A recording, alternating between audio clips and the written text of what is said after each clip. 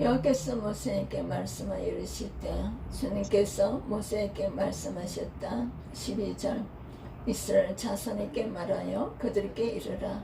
만일 어떤 사람의 아내가 탈선하여 남편에게 신의를 저버렸고 이스라엘 자손에게 말하여라. 내가 그들에게 전할 만은 이렇다. 어떤 남편이든지 아내가 잘못을 저질러 남편을 배반하여 세 번역입니다.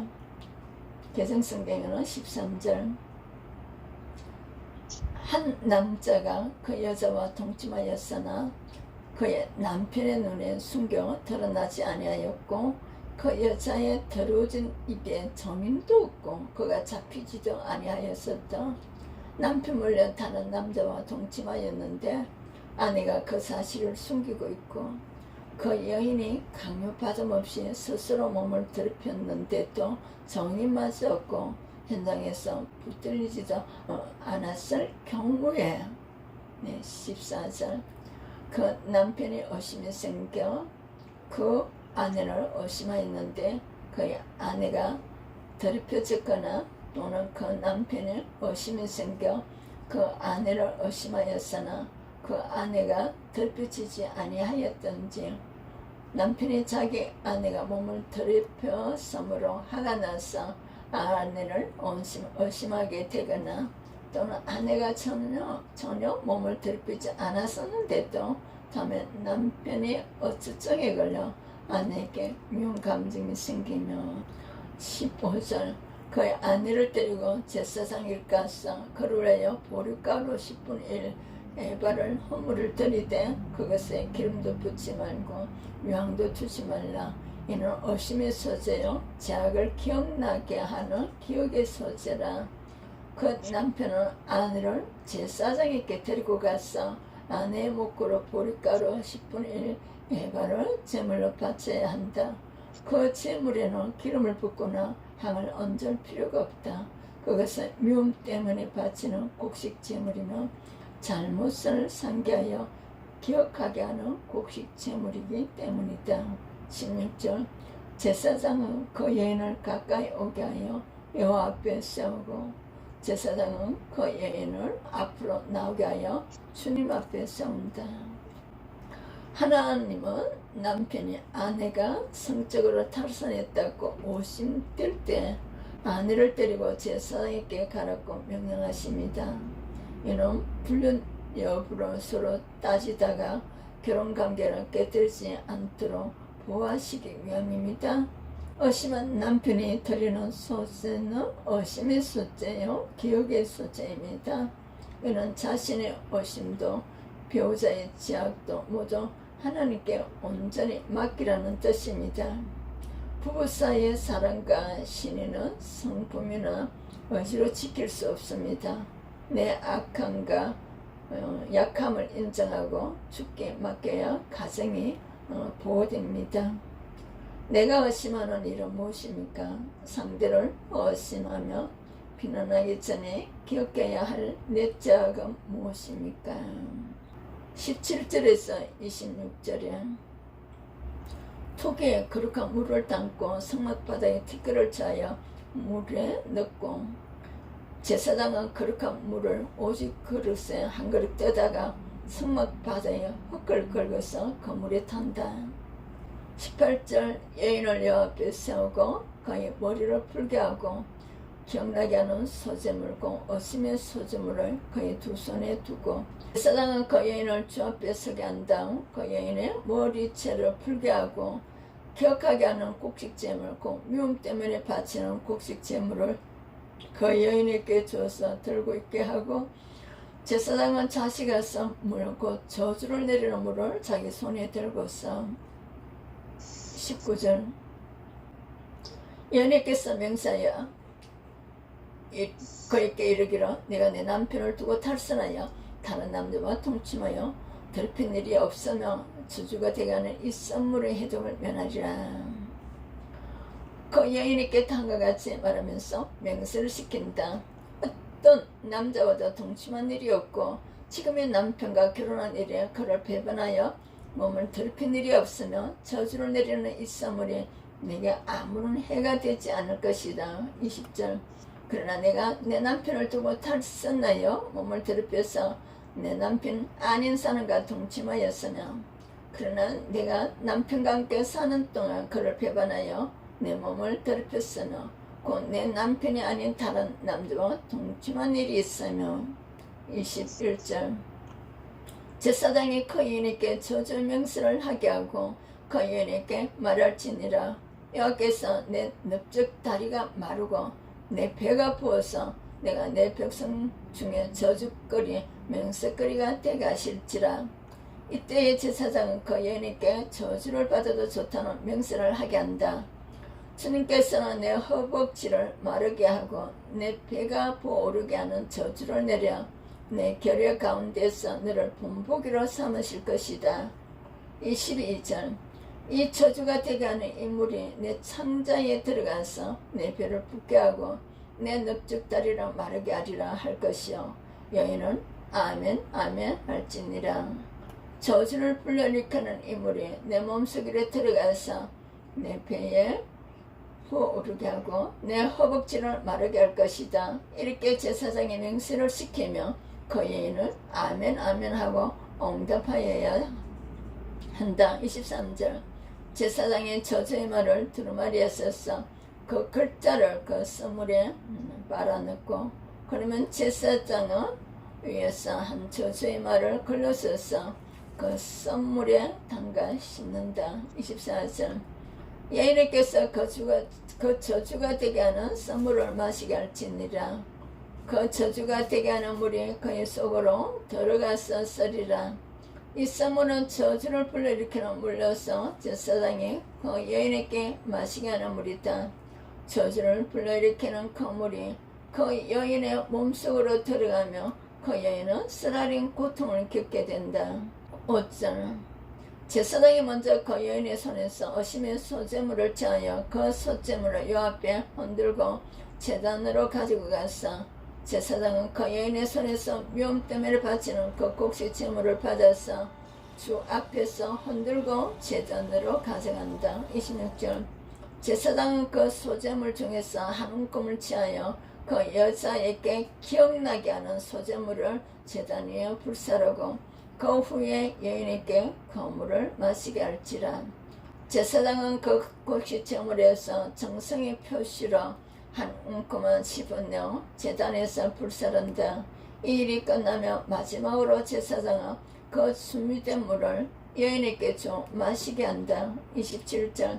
그 물을 마시게 한 후에 만일 여인의 몸을 더럽혀서 그 남편에게 범죄하였으며 그 저주가 되게 하는 물이 그의 속에 들어가서 썩게 돼 그의 배가 부으며 그의 넓적 다리가 마르리니 그 여인이 그 백성 중에서 저주거리가 될 것이니라. 제사장이 여인에게 물을 좀 마시게 했을 때에 그 여인이 자기 남편을 배반하고 제 몸을 더럽힌 일이 있다며 저주를 불러일으키는 그 물이 그 여인의 몸에 들어가면서 여인은 쓰라린 고통과 함께 배가 부어오르고 허벅지가 마른다. 그러면 그 여인은 결의 가운데서 저주를 받을 자가 죄를 지었는데 고백을 안 했을 때 이렇게 하나님께서 드러나시게 하는 사역입니다.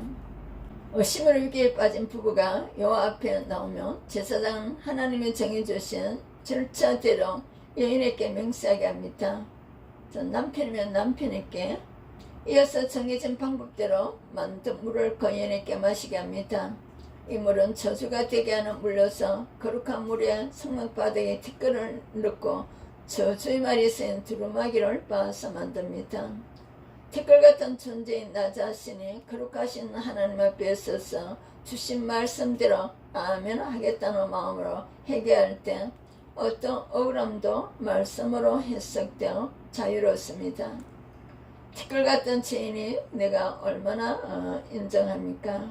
우리가 티끌 같은 죄인임을 하나님 앞에 인정하고 그 은혜에 감사해야 됩니다. 그러므로 내가 성령을 부어주셔서 주를 믿게 하신 하나님의 은혜에 우리는 감사해야 됩니다. 신학적으로 성령께서 우리가 회개의 은혜를 주시는 축복입니다. 전자신 하나님 앞에 우리는 속일 수가 없기 때문입니다. 나의 죄를 하나님 기록된 말씀 앞에서 하나님과 관계를 회복하고 또 부부간의 관계를 거룩으로서 회복하고 또 이웃들의 관계도 거룩으로서 회복하시기를 축복합니다.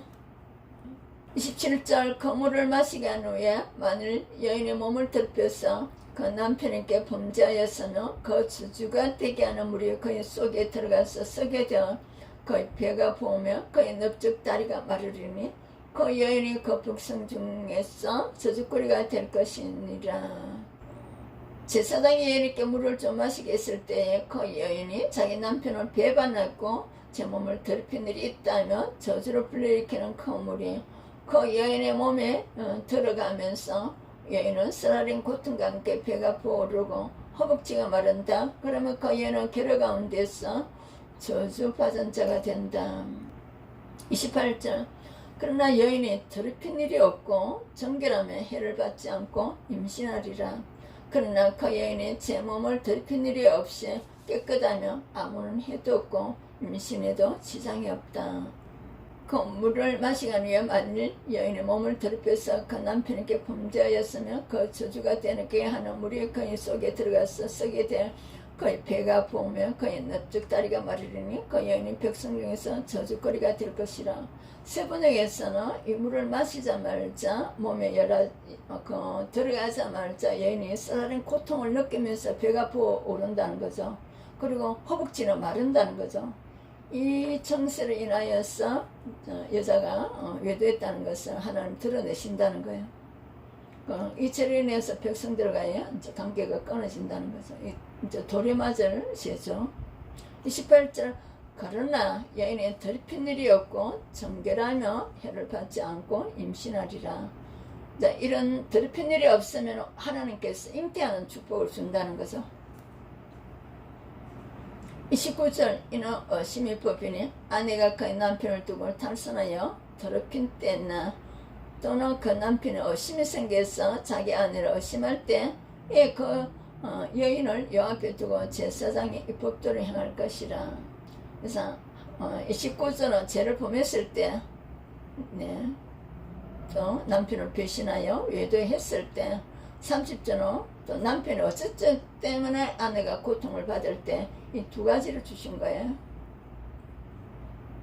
31절에 남편은 무죄할 것이요 여인은 죄가 있으면 당하리라. 남편이 아내에게 이렇게 하여도 남편에게는 잘못이 없다. 그러나 아내에게 죄가 있으면 아내는 그 책임을 져야 한다. 남편의 의심에서 시작된 사건은 아내가 썸으로 마시는 일로 마무리됩니다. 아내에게 죄가 있으면 썸물이 몸을 상하게 하여 백성 중에서 저주거리가 된다고 하신 거죠. 그러나 죄가 없으며 그녀는 해를 받지 않고 오히려 생명을 잉태할 축복을 준다는 거예요. 마치 가정의 파괴와 살인으로 이어질 수 있는 의심을 하나님 앞으로 가져가서 전지하시는 하나님께서 하나님의 가정을 공정하게 판결하시는 은혜입니다. 감춘 죄를 드러내 심판하시고 받은 억울함을 풀어주시는 하나님이십니다. 무슨 일이든 진정한 해결은 오직 주께 있습니다. 내가 인정하고 주께 고백하여 진지 살펴보시고요. 내가 심판하고 싶지만 경계를 지켜 주께 맡겨야 할 또 우리 이런 다윗과 같이 무엇인지 잘 승리하시기를 축복합니다. 남을 의심하며 스스로 괴로워하는 연약한 저를 불쌍히 여겨 주옵소서. 내 의를 애쓰며 남을 판단하기 전에 제가 티끌 같은 존재임을 기억하며 구원해 주신 주님의 은혜를 잊지 않게 하옵소서. 드러나지 않은 죄가 많음을 인정하고 겸손히 주의 자비를 구하는 하루하루로 살게 하옵소서.